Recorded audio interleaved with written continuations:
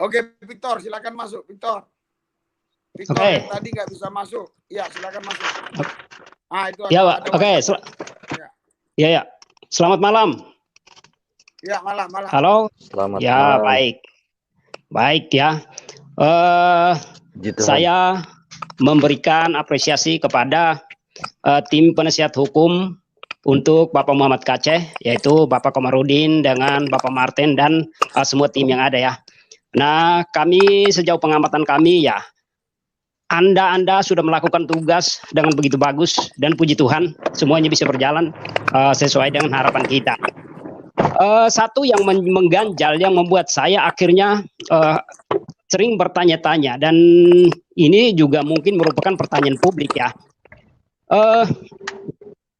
Kalau kita melihat kepada kasus yang didakwakan kepada Bapak MKC dengan lawannya atau salah satunya juga adalah Pak Yahya Walloni, yang saya mau lihat bahwa kronologi penangkapannya Pak Muhammad Kaceh itu sudah ditangkap lebih dulu, sementara Yahya Walloni ditangkap kemudian.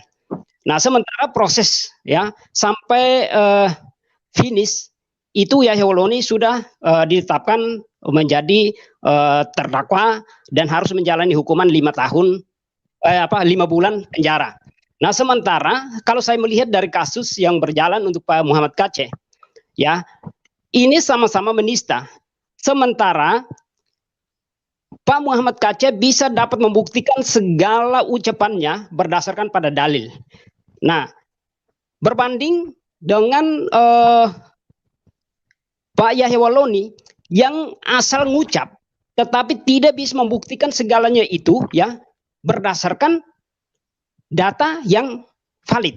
Nah, kalau saya melihat dari sisi ini ya, dengan ditetapkannya 5 bulan penjara bagi Yahya Walloni, apakah Pak Muhammad Kaceh pun bisa divonis lebih ringan daripada Pak Yahya Walloni karena bisa dapat mempertanggungjawabkan segala ucapannya terkait dengan video viral yang beredar di YouTube belakangan ini. Yang kedua, dari proses penangkapan sampai kepada proses persidangan yang berlaku, apakah bapak-bapak melihat ya ada sisi keadilan atau sisi ketidakadilan yang berlaku kepada kedua tersangka ini? Ya, karena secara prosedural yang kita lihat Bapak Muhammad Kaceh itu banyak terjadi pelanggaran pada saat penangkapan sampai dengan disiksa di Baris Krim Polri dan sebagainya. Sementara Yahya Walloni dia bisa menjalani segala prosesnya itu dengan begitu enteng ya, apalagi ketika dia dinyatakan sakit ya, tanpa satu orang pun yang tahu, dia sendiri mengatakan bahwa dia sedang menderita sakit jantung. Nah, dari dua kasus ini, kalau saya sebagai orang awam telah melihat ini sebagai sebuah ketidakadilan. Lalu bagaimana tanggapan apa terkait dengan pembahasan kita kali ini? Silakan. Oke ya, sorry yang setelah bertanya bisa memang dijawab, tapi Anda maaf dikeluarin karena banyak orang lain masuk. Dengarkan aja nanti penjelasan pengacara. Kasihan teman-teman yang lain mau masuk. Oke, pengacara. Tadi Pak Victor pertanyaannya dijawab.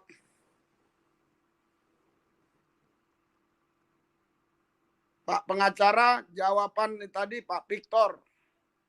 Gimana Pak Febri, mau kasih kesempatan Febri untuk menjawab atau saya? Ya. Pak Martin. Pak Martin apa Pak Komarudin yang jawab? Silakan Pak Komarudin. Oke. Baik. Jadi dalam memahami perkara ini kita harus memahami dua hal. Pertama, prinsip-prinsip subjektif dan prinsip-prinsip objektif. Kalau kita berbicara objektif, berarti kita bicara apa kata undang-undang. Maka kalau terhadap dugaan penistaan, maka yang diterapkan adalah pasal 156 junto pasal 156A huruf A. Kalau itu diucapkan melalui media elektronik, maka berlaku juga lah Undang-Undang ITE pasal 28 junto pasal 45.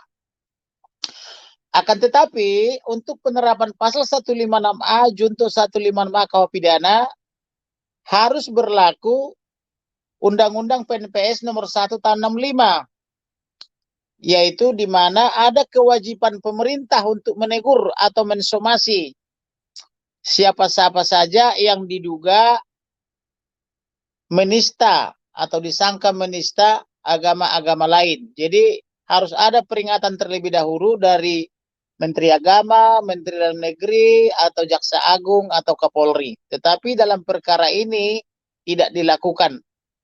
Dan itu sudah masuk dalam kategori keberatan kami, termasuk di dalam eksepsi. Kemudian, perkara MKC tidak pernah dilaporkan pasal 14 ayat 1 dan 2 Undang-Undang nomor 1 tahun 1946 tentang peraturan hukum pidana, yaitu menyebar berita bohong atau memberi berita bohong. Demikian juga dengan perkara Yahya Waloni. Akan tetapi dalam perkara MKC berdasarkan petunjuk P19, jaksa bersama penyidik membuat P19, maka pasal 14 ayat 1 dan 2 dengan ancaman 10 tahun diterapkan kepada MKC, tetapi tidak diterapkan kepada Yahya Waloni. Inilah yang saya sebut tadi syarat subjektif, artinya karena penyidik-penyidik ini dan jaksa-jaksa ini dalam tanda petik satu agama atau satu iman dengan Yahya Waloni, maka pisau analisis juridis mereka hanya tajam kepada MKC, tetapi tidak tajam kepada atau tumpul kepada Yahya Waloni. Tetapi walaupun demikian, karena saya juga pengacara untuk pelapor Yahya Waloni, ini merupakan terobosan baru karena selama ini yang dimaksud penista itu adalah di luar orang-orang yang beragama Muslim. Artinya orang-orang yang beragama Muslim selama ini adalah bebas menista agama-agama lain tanpa pernah disentuh oleh penyidik, baik penyidik Polri maupun kejaksaan. Nah, ini adalah pemecah rekor Yahya Waloni ini. Kemudian, MKC tidak pernah dibawa berobat walaupun disiksa di pengadilan. Di rutan Bareskrim Polri. Sedangkan Yahya Waloni, walaupun dia tidak pernah disiksa, dia nyaman-nyaman saja, dia langsung dibantarkan ke rumah sakit. Kenapa bisa demikian? Ya tadi karena subjektif, yaitu subjektif penyidik yang berpihak kepada Yahya Waloni, tetapi benci kepada MKC. Yahya Waloni telah dilapor oleh klien saya April 2021. Dia menjalani proses lidik sampai dengan sidik sesuai hak-haknya selama kurang lebih 4-5 bulan. Beda dengan MKC, karena dia tidak satu iman dengan penyidik dan jaksa penuntut umum selaku peneliti berkas. Begitu dia dilapor Sabtu tanggal 21, maka pada hari Minggu tanggal 22 sudah langsung melakukan pemeriksaan terhadap pelapor, entah bagaimana cara penyidik menghubunginya, dan hari Minggu juga langsung dijadikan tersangka, dan hari Seninnya tanggal 23 itu penyidik sudah berangkat ke Bali. Jadi super kilat. Nah, inilah disebut dengan subjektivitas tadi. Jadi subjektivitas penyidik berbeda dengan subjektivitas penyidik kepada Yahya Waloni. Nah, kita hanya bisa mengkritisi, yaitu dengan cara membuat keberatan kepada Dircyber, Dirtipidum, Kabar Reskrim, Kapolri, Presiden, DPR. Tetapi faktanya Komisi 3 DPR, termasuk partai-partai berkuasa, semua diam seribu bahasa atas kejahatan HAM yang luar biasa ini. Dan kami sudah berusaha untuk bersurat juga di luar daripada Indonesia, termasuk kepada PBB, termasuk kepada konstitusi Amerika, supaya di Amerika juga ini diperbincangkan. Kami sudah menunjuk orang kami di Amerika supaya Kongres Amerika juga ikut membicarakan ini, dan ini sedang diproses di sana, dan kami juga sedang berupaya ke Eropa juga dan atau ke negara-negara beradab lainnya, karena sepertinya kasus ini tidak bisa lagi hanya dibahas di Indonesia saja, karena faktanya Presiden diam-diam saja melihat permasalahan yang sangat luar biasa ini. Jadi seperti itulah yang bisa kami jelaskan, bahwa perkara MKC ini tidak bisa dijelaskan secara ilmiah dan tidak bisa juga dijelaskan secara hukum, karena semua hukum formal dilanggar oleh penyidik dan dilanggar oleh jaksa dalam menegakkan hukum materialnya.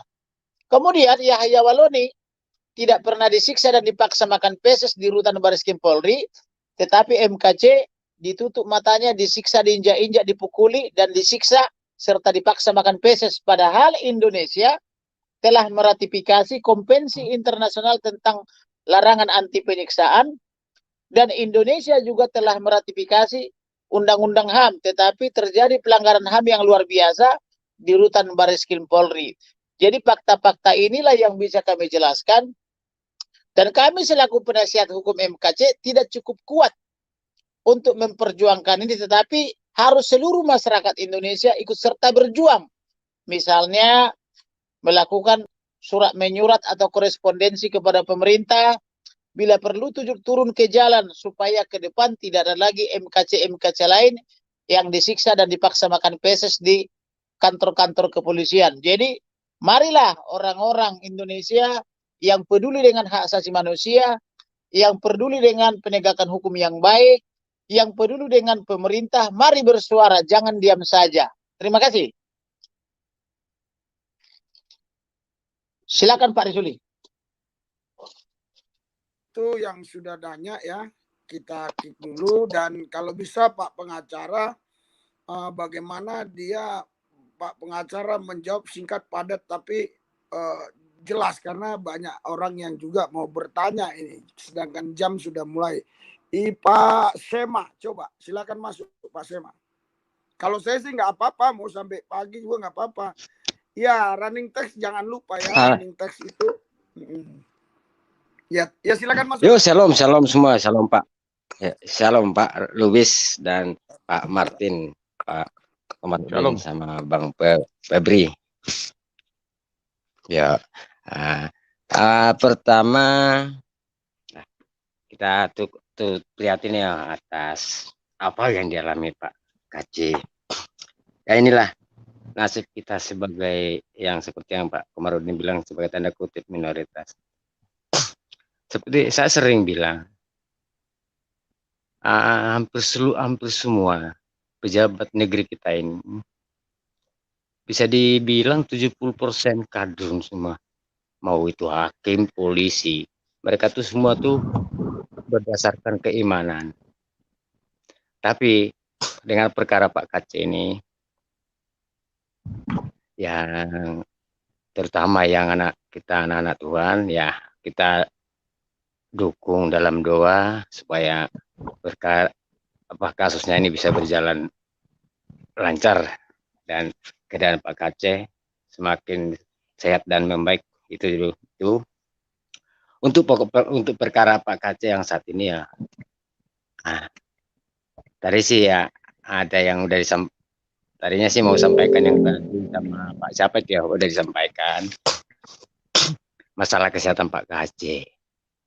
Nah ini sama untuk Pak pengacara ya, dalam tata tertib persidangan itu sudah diatur dalam Undang-Undang Nomor 8 tahun 1981 ya.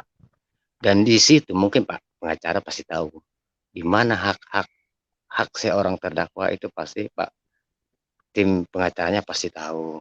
Sorry ya, apa ini kondisinya lagi gelap soalnya lagi di itu mati lampu karena banjir. Nah, maaf ya Pak ya. Nah, Pak, tolong Bapak, tolong pertanyakan aja Pak, apa yang mau ditanya Pak Sema, karena banyak juga yang mau tanya. Oke Pak. Apakah karena sesuai dengan keadaan Pak KC yang tidak sehat, apakah Pak Komarudin dan tim tidak bisa membatalkan persidangan yang bisa dikatakan dipaksakan, harus secara maraton harus dilaksanakan? Gitu Pak. Oke, itu aja Pak biar lebih singkat. Pak ya. Halo Pak Sema. Yuk Pak, yuk. Jadi persidangan itu dipimpin oleh majelis hakim. Majelis hakim itu ganjil. Kalau nggak 3, 5, 7. Nah kita ini sekarang 3. Ya. Di antara 3 itu ada ketua. Dialah yang memimpin persidangan. Betul. Jadi tata cara bersidang betul diatur dalam KUHP, yaitu Undang-Undang Nomor 8 tahun 1981. Tetapi kami sebagai penasihat hukum juga harus patuh kepada pemimpin persidangan, yaitu majelis hakim. Jaksa juga harus patuh. Nah, sedangkan terkait dengan MKC sakit keras, tetapi masih dibilang sehat oleh dokter, nah itu keputusan di tangan hakim. Karena hakim percaya kepada dokter ini dengan segala keilmuannya di bidang kedokteran, maka karena dokter bilang suhu 39,8 sampai 42 adalah sehat-sehat saja dan bisa beraktivitas ringan, maka hakim pun patuh kepada pendapat dokter itu. Itu jawaban kami. Jadi kami penasihat hukum tidak berwenang dan tidak punya kuasa menghentikan persidangan. Yang bisa kami lakukan hanya misalnya walk out atau keluar dari persidangan. Tapi kami juga mempertimbangkan kalau kami walk out itu justru semakin merugikan terdakwa. Karena terdakwa ini kurang percaya dirinya kalau kami tidak ada di sana. Artinya orang teriak takbir dan anjing aja dari ruang tamu atau pengunjung, anjing misalnya, itu terdakwanya sudah gemetar. Belum lagi kemarin itu ada sambil orang teriak anjing dan diikuti dengan mati lampu, itu terdakwa langsung gemetaran karena dia pernah trauma dianiaya atau disiksa di Bareskrim Polri. Jadi saya katakan kepada dia, jangan khawatir, berdoa saja, Tuhan pasti lindungin kita. Saya pun tidak takut dengan siapapun mereka itu, begitu. Jadi itulah keadaannya Pak. Terima kasih. Oke. Nah ini Pak, sedikit lagi untuk dokternya Pak. Nah secara kita yang bukan medis pun pasti tahu kalau suhu sampai 39, gula darahnya 400, itu sudah dalam kondisi tidak sehat. Apa tidak ada reaksi dari Bapak sama teman-teman untuk melaporkan dokter ini? Nah, ibaratnya melaporkan ke ID pertama, ke ID dulu, ke kemana kah? Biar ke kepolisian juga mungkin bisa juga kita laporkan, gitu Pak. Sudah Pak, soal laporan sudah kami laporkan, tapi Bapak mungkin tadi kurang menyimak dari awal. Sudah ada surat kami lebih daripada 40 kali ke berbagai lembaga.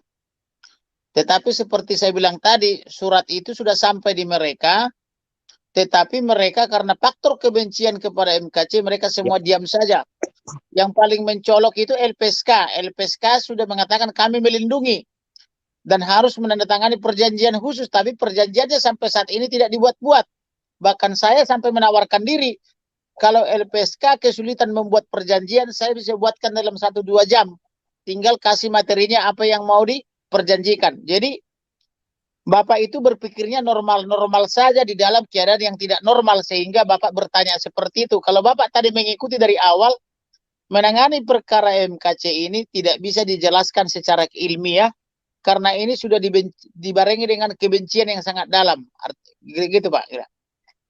Oke, betul Pak. Saya terima kasih Pak Komarudin. Iya. Karena dari awal pun saya sudah menilai. Nah, yang saya takutkan itu juga nanti ya untuk hakimnya ini. Saya juga bisa jamin, ini hakim ini juga pasti akan memutuskan perkara ini berdasarkan keimanan. Kebencian. Saya dari awal udah berpikir itu Pak sebenarnya. Nah, tapi inilah gimana caranya Pak Komarudin dan teman untuk mematahkan hal ini semua, untuk menghilangkan rasa kebencian ini yang berdasarkan keimanan ini. Tapi terima kasih banyak ya Pak Komarudin dan tim sudah berusaha semaksimal mungkin. Ya. Baik. Ini saya jelaskan intinya Pak, ini. Ya. Bagaimana cara menghilangkan kebencian? Pertama kita berdoa kepada Tuhan Elohim supaya Tuhan Elohim melalui Roh Kudus turut campur. Yang kedua, kita tetap berperilaku baik dan benar, karena orang benar tidak akan ditinggalkan oleh Tuhan. Yang ketiga, kita tetap mengasihi mereka dan mengampuni perbuatan mereka, supaya kuasa Tuhan ikut campur kepada mereka pendengaran akan firman Tuhan, sehingga firman Tuhan tetap kita perdengarkan di sana. Begitu kira-kira Pak, supaya Roh Kudus yang merubah hati dan pikiran mereka. Kemudian segala bukti-bukti kita cukupi, segala saksi kita cukupkan, sehingga tidak ada yang kurang. Nanti biarlah Tuhan yang bekerja mengetuk hati dan pikiran mereka, karena kalau Tuhan sudah turut campur, tidak ada yang bisa melawan. Kira-kira begitu Pak Sema. Terima kasih. Amin, amin, amin. Betul sekali ya. Ya. Ini terakhir Pak, boleh kah? Terakhir. Nah, itu masalah video yang jadi barang bukti. Mungkin saya kurang tahu. Mohon maaf ya. Saya dari awal memang nggak ngikuti apa ya. Udah baru aja tak ikutin, bukan dari awal Pak Komarudin ya. Jadi nggak terlalu menyimak semuanya. Apakah dalam video yang dijadikan barang bukti, kalau memang itu ada dalam perdebatan ya antara sesama pendebat Muslim, apakah lawan yang berdebat jadikan saksi? Nah, itu aja Pak yang terakhir. Sudah, terima kasih Pak. Baik. Mengenai video, ada 7 video Pak. Pertama, videonya itu sumber segala dusta. Sepertinya mereka keliru memahami video itu, karena seolah-olah video itu sumber segala dusta itu ditujukan kepada mereka. Padahal maksud daripada MKC, sumber segala dusta itu adalah iblis yang diambil daripada kitab Yohanes 8 ayat 44, di mana Yesus berkata, iblislah yang menjadi bapakmu, dan iblis adalah sejak semula pembunuh, pembuat kejahatan dan sumber segala dusta. Artinya itulah perkataan Tuhan Yesus kepada orang-orang yang senang berdusta. Tetapi ada teman-teman kita dari pihak sana yang memahami seolah-olah itu ditujukan kepada mereka. Kemudian terkait dengan dialog-dialog di dalam video itu, memang penyidik dan jaksa sengaja membuang video-video yang ada dialog, maka yang dijadikan barang bukti adalah hanya monolog, seolah-olah MKC berbicara sendirian tanpa ada lawan debat, tanpa ada kolaborasi, tanpa ada debat selain. Jadi itu yang bisa saya jelaskan. Nah, kalau misalnya mengenai saksi, kalau ada yang ikut berdebat di dalam video itu, karena kami juga tidak mengetahui siapa saja yang berdebat di video itu, karena videonya juga sudah kebanyakan di take down oleh Kementerian Kominfo, maka silakan mendaftar ke kami kalau ada yang mau jadi saksi yang meringankan, termasuk juga ahli. Kalau ada yang mau mengusulkan ahli juga, kami dengan senang hati akan mengundang dan berbicara dengan mereka, dan kami pastikan kami berikan uang transport, honor, dan biaya akomodasinya. Terima kasih. Oke, makasih Pak Komarudin. Nah, kita sebagai kita sebagai cukup apapun yang Bapak lakukan, kami mendukung secara moral. Nah, terima kasih Pak Aceh. Nah, baik Pak Aceh, baik Pak, semua tim-tim pengacara. Semoga di Tuhan menyertai kalian dalam pekerjaan kalian ya untuk membela Pak Aceh. Amin. Itu aja Pak. Amin. Oke. Seperti yang Pak. Oke. Ini ya Pak. penonton memang masih terus banyak, di atas ribuan terus ya aktif, tapi saya mau kasih Bu Desi mau ngomong dulu. Sudah masuk dia nggak ada ngomong, apa tanggapannya? Apa tanggapannya apa persidangan itu? Ya. Persidangan. Saksi-saksi yang ditunjuk oleh jaksa semua berkata-kata kebohongan-kebohongan, Pak, seperti yang saya bicarakan kemarin itu, saya beritahu kemarin, seperti yang saksi-saksi dari mana Ciamis itu, bahwa Pak Kasih itu memberikan bantuan sembako dan untuk warga di sana kan, dan juga menyuruh untuk warga di sana untuk masuk Islam gitu. Padahal itu kan pemberian sembako itu di tahun 2002-2003, sedangkan Pak Kasihnya itu baru masuk Kristen itu di tahun 2014, jadi nggak sinkron gitu. Jadi apa yang mereka bicarakan, apa yang mereka kesaksian mereka itu bohong gitu Pak. Ya, gitu ada sih, yang mau ditambahkan sama Pak Febri nih? Pak Febri soalnya belum ngomong dia. Halo. Iya Pak, Ya. nyimak Pak sekarang Pak. Ya, ada yang mau Ini kita tambahin dibicarakan? Pak Lubis, kita tambahin dulu ya masalah saksi Oh ya. iya. Ya karena Iya, karena sudah di apa ya diungkapkan Ibu Desi. Iya. Untuk Pak Komarudin dan tim. Nah, tadi kan ada juga menyinggung saksi-saksi palsu. Kalau memang itu benar-benar apa ya, kesaksian itu benar-benar kesaksian palsu. Nah, itu udah jelas bisa melanggar pasal 242 ya. Nah, dan itu ada tindak pidananya. Nah, kalau memang itu bisa dibuktikan, oke lanjutkan secara hukum aja, Pak. Itu aja, Pak. Ya oke, Pak ini Pak Febri ada yang mau disampaikan biar kita bisa akhiri.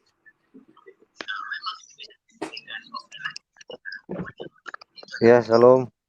Ya. Mohon maaf Pak Pendeta, mungkin saya agak terlambat tadi ya, habis bertemu dengan hamba Tuhan dan agak ada diskusi tadi makanya agak lama. Tadi mungkin sudah luar biasa dijelaskan oleh ketua tim terkait perkara yang sedang berjalan ini. Mungkin hanya sedikit memberikan tanggapan terkait saksi yang tadi dari daerah Ciamis ya Pak. Kebetulan kan banyak juga dari saudara-saudara dari Pak KC sendiri yang memaksa menjadi saksi sebetulnya.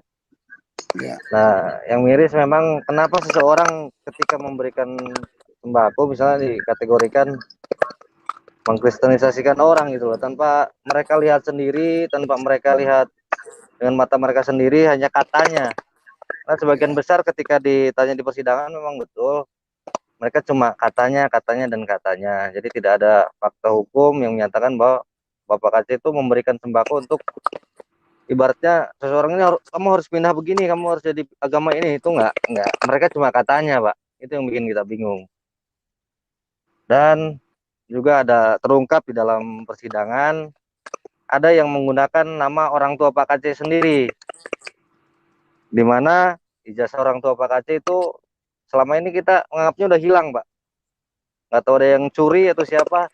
Terbukti dalam persidangan ada yang mengakuinya katanya dipakai untuk digunakan sebagai pegawai negeri dan sekarang menjadi pensiunan. Dan memang banyak luar biasa sekali terbuka di dalam persidangan hal-hal yang tertutup selama ini semua dibukakan, dan itu kami yakin itu atas kemurahan oleh Tuhan. Dan untuk ke depan saya pribadi dari keluarga dan hanya bisa memohon doa kepada semuanya supaya persidangan ini diberikan kelancaran dan sampai vonis nanti bela sesuai dengan keturut dan kehendak Tuhan, Pak. Kami tidak ingin mendahului apa yang sedang berproses. Kami tidak berani juga menjustifikasi putusan ini akan seperti ini gitu, Pak, atau seperti itu. Jadi kita pantau aja dari sekarang bagaimana nanti. Yang penting kita proses dalam penegakan hukumnya secara koridor hukum. Ketua tim kami dan tim yang lain sudah sangat luar biasa maksimal, bahkan sampai pontang-panting, karena kita sidang juga bukan 1 atau sampai 5 jam, sampai jam 12 malam kita baru selesai malah. Begitu Pak Pendeta yang tanggapan dari saya. Dan tadi juga ada titip pesan dan salam dari hamba Tuhan yang barusan Febri temui, supaya memang untuk penyakit gula ini dipantau karena akan berakibat fatal terhadap daya ingatnya. Dia akan ngaco katanya ngomongnya ketika si gula darah ini semakin naik. Itu karena pengalaman beliau yang barusan ketemu dengan Febri ini, orang tuanya sendiri seperti itu. Jadi mendadak blank dan lama-lama menjalar kepada jantung dan ginjal katanya. Itu beliau pesan supaya betul-betul diperhatikan dan dimohonkan kepada majelis hakim. Nah, sebelum ada penyampaian pesan seperti itu, sebetulnya ketua tim kami juga sudah selalu menyampaikan hal tersebut kepada majelis hakim supaya ada kebijakan selalu dites gula darahnya, dan ketika naik langsung diambil tindakan, tentunya untuk kesehatan Pak Aceh sendiri, supaya proses persidangan berjalan dengan sesuai norma-norma hukum. Begitu Pak. Pak ini Kamarudin atau Pak ini Ya, baik Pak. Jadi mengenai saksi-saksi,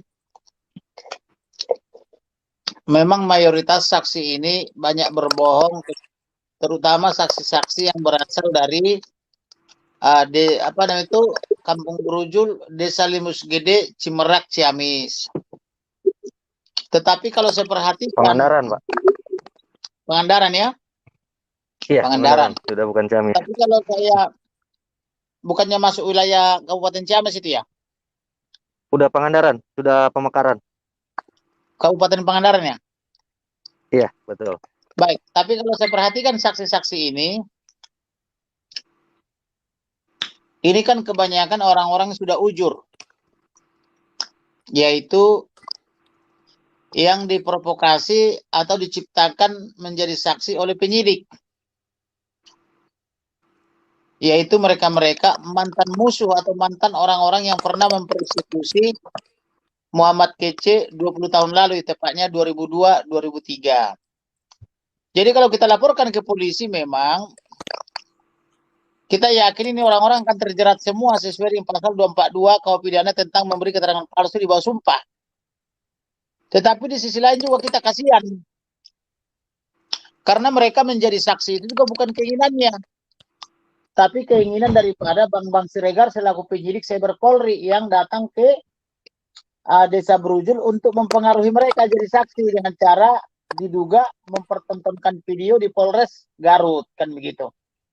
Sehingga kita periksa mereka, ketika kita periksa jadi banyak kejanggalan. Kejanggalan dari saksi ini belum pernah membaca surat 19, belum pernah membaca surat Maryam atau surat 1971, belum pernah membaca surat Al-Zukhruf 146 ayat 36, belum pernah membaca surat 19 ayat 33. Jadi kebanyakan mereka ini ketika ditanya tidak tahu, tanya sama ahlinya, kan begitu. Bahkan ada yang gagal menjadi saksi karena ketika memeriksa yang lain dia ada di ruangan, walaupun sudah diperingatkan calon saksi jangan di ruangan, tapi karena dia tidak tahu ikut juga dia menonton sehingga gugur dia menjadi saksi. Ada juga yang satu, dia keberatan kepada Pak Kacce memakai gelar haji dan Muhammad karena Kacce sudah naik haji, tetapi dia pun menggunakan gelar palsu. Namanya saksi ini Osman, tetapi namanya menjadi Sunet Mariadi, sedangkan Sunet ini adalah nama ayah kandung daripada Kece, kan gitu, Muhammad Kece. Jadi dia diduga mencuri ijazah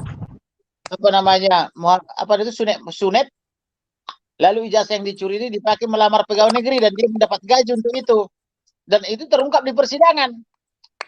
Malah yang lebih lucu lagi, dia bilang itu nama saya sejak tahun 1977 sampai sekarang katanya.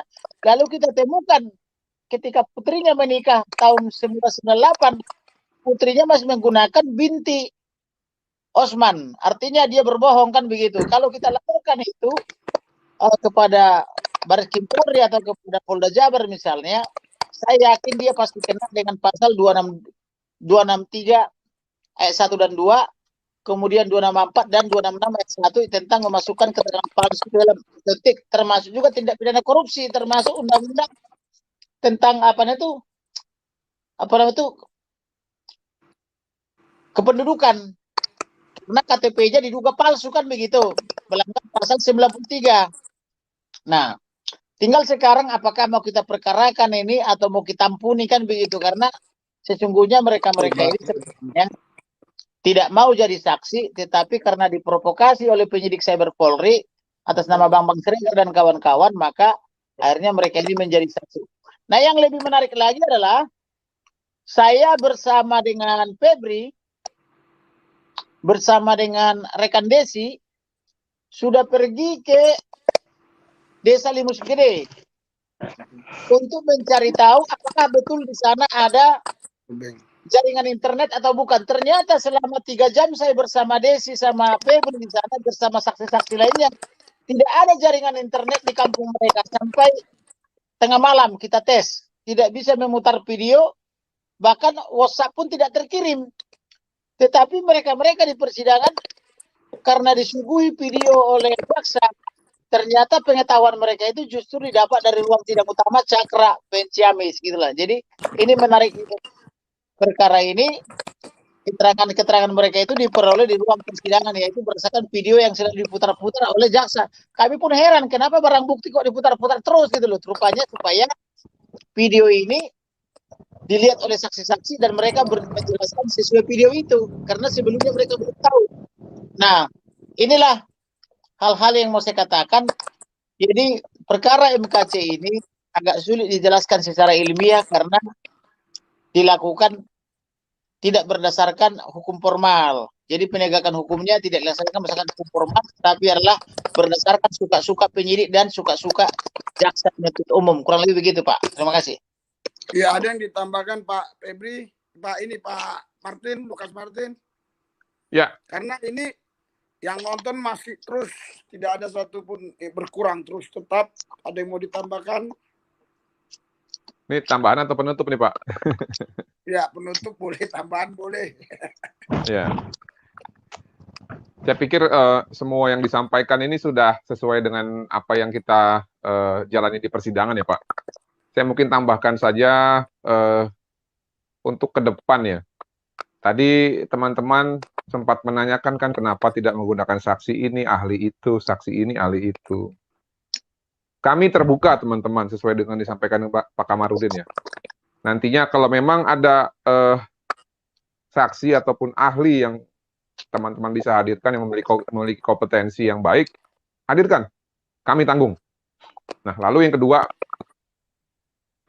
mari kita bergandengan tangan, kita ringankan beban dari Bapak KC dan keluarga. Saya pikir kita semua ini umat Kristen memang terdiri dari banyak denominasi ya. Tapi denominasi ini bukan sebagai halangan bagi kita untuk bersatu dalam Roh Kristus.